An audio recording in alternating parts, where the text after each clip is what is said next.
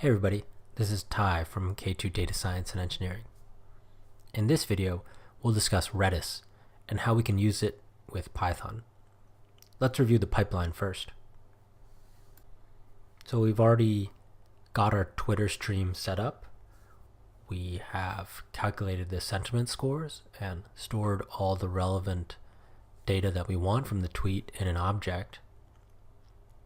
But we're not storing it anywhere. It's just being printed out on the console. So in the third step of our pipeline, we're going to use Redis. Now some of you may be familiar with Redis, others may not. So in the next slide, we'll introduce it and then we'll show how to install and set it up on your computer. As mentioned earlier, Redis is a key value store. You can think of it as an advanced Python dictionary. And so it's also stored in memory. So basically, if your computer doesn't have a lot of memory, you can only store so much in Redis. It supports 5 different data structures: strings, lists and sets, similar to Python, hashes, which are also another word for dictionary, and sorted sets, so sets that would automatically keep the order. It's very high performance. It allows easy for replication if you're using this in a cloud environment. It's quite a unique, lightweight data model. Alright, so if you want to install Redis, you need to go to redis.io. That's the official website. You can go to the downloads page.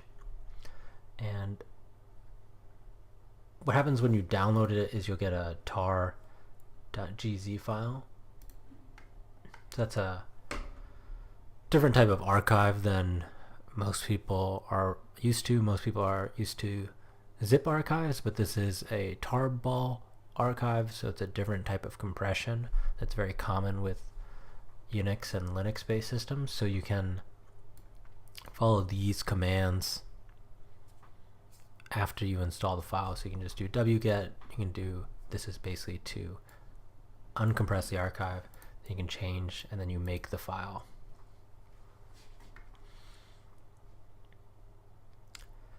Then when you're done, you can run the Redis server from the source directory. You can also run the CLI to interact with it. And I recommend actually checking out this online interactive tutorial that exposes you more to the internals of Redis and the commands. So basically, I went through all those steps, and then I can bring in my command line and show you.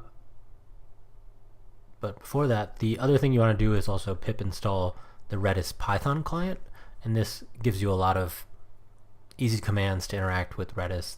It's not necessarily the official one. I don't think Redis actually sponsors any official, but this is a very mature package that's maintained by someone else. So you can just do pip install Redis, and then you could just import it.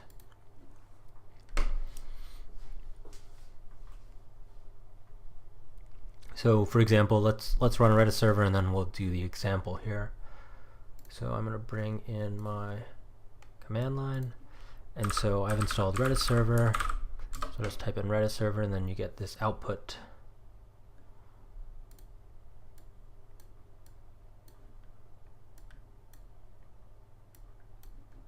Sorry. So you get this output. It's telling you where it's running and which port. So I'll just open a new terminal, and then I'll run my Python interpreter since I've already installed Redis. So I can import Redis, and I can just follow the commands that are written here. You don't necessarily need to do strict Redis, you can just do Redis.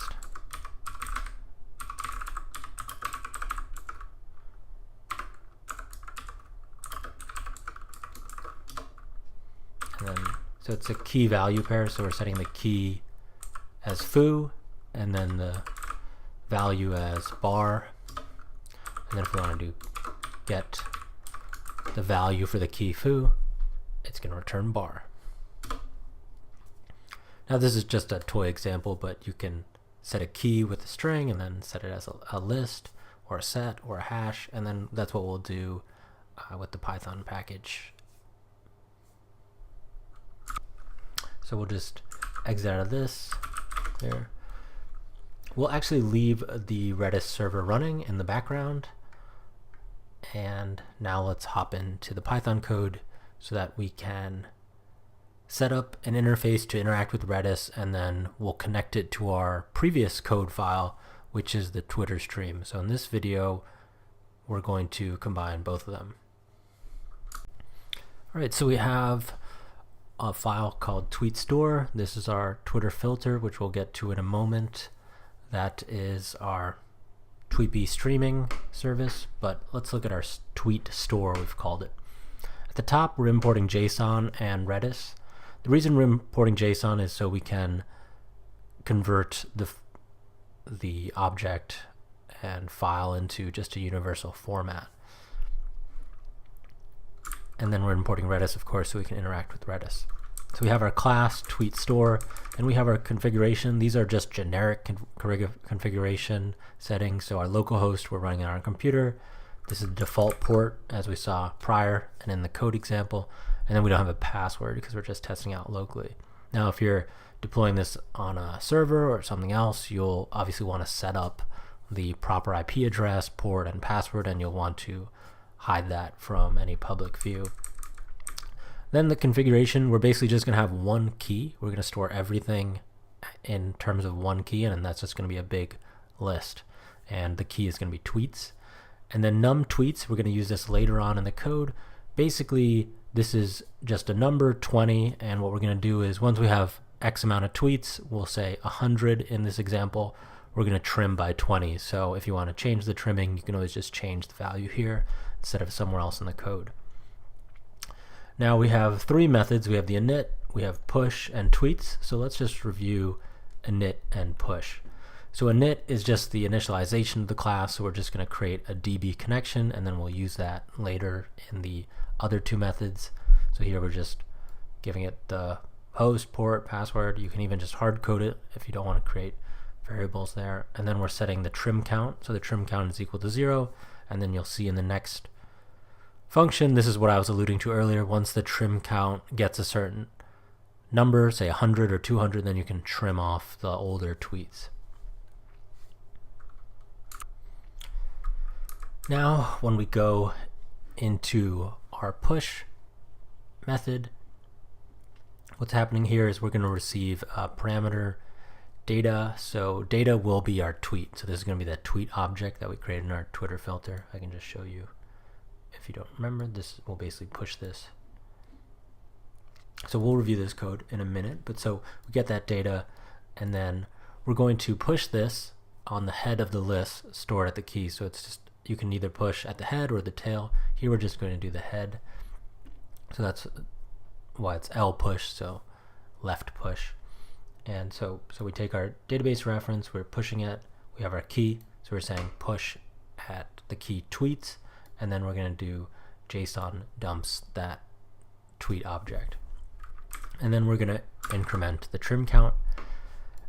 And after the trim count gets over 100, what we're going to do is trim the list. So the left trim is basically what we're going to say is at this key, just trim from 0 to self num tweets. So that's going to be 20. So if our list is 100, we're just going to keep the first 20 elements of our list, and since we're putting the new numbers at the front of the list, that's going to be the 20 latest tweets, and then we're going to discard the remainder, the 80 older tweets. So once it gets to 100, we're going to have 20 tweets, and then we're going to reset our trim count to 0.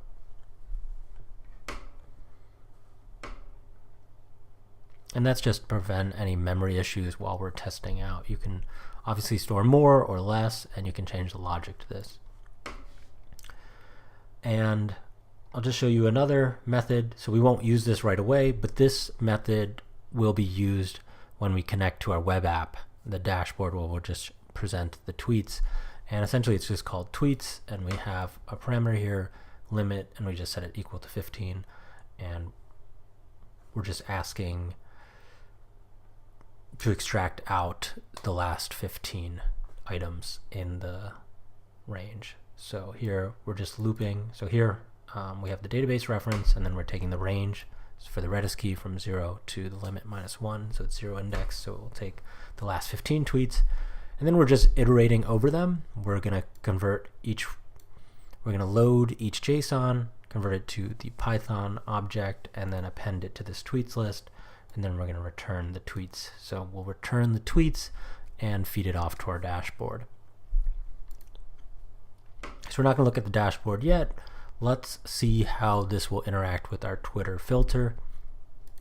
So if we go back to the code, we're going to add our tweet store. So if you haven't imported a lot of packages or dealt with modules, if you're using Python and your files are in the same folder, you can just say from tweet store import the class name.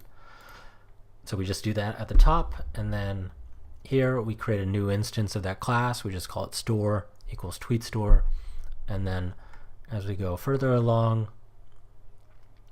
we simply push the item. So we'll use that method store.push tweet item, and then we just log out push to Redis tweet item. So I guess the next thing to do would just be to test it out. Let's bring in our console. I guess we'll just add pizza again here for testing purposes. I guess next time I'll just do food brands or something, maybe like Domino's, Pizza Hut, Papa John's. I think those are more popular than some of these really valuable trending tech companies or direct-to-consumer companies. So we got pizza in there. Let's run it. So in one terminal in the background, you can run the Redis, and then we will run our filter.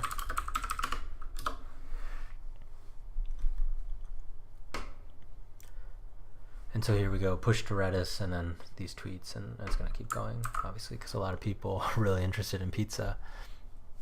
But so push to Redis, success, no errors, and then so one other thing we can do, if we just want to go to the bottom here, we could just check what's going on. We could use the Python package, or we could use the Reddit CLI. So let's just use Python to stick with that.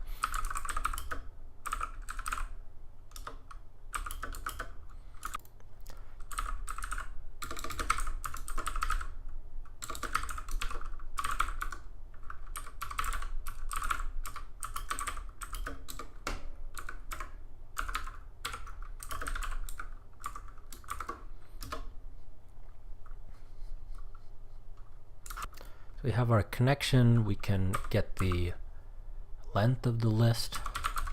So the command is list length, and then we put our key tweets. So we have 8 items. We could remove the first item on the list. So that would be lpop. And there we go. We have the first item on the head of the list. And there's various commands. So if you're wondering where I'm getting these commands, I don't know them all off the top of my head, you can actually just go to redis-py, the Redis package, this one. You can just go to the documentation on GitHub and look at the docs, and all the commands are listed and what they do. That's it for this video. I hope you got a nice introduction to Redis and how to use it with Python. In the next video, so if you're thinking about our project, really the last final step is our dashboard. So we're going to take a break from Python code, and we're going to design the dashboard. We'll look at a little design, and then we'll do the front end code. Then we'll talk about formatting the data, and then we'll finally build the Flask app. So just a little break, but I hope you guys enjoy the non-traditional topics that we'll talk about.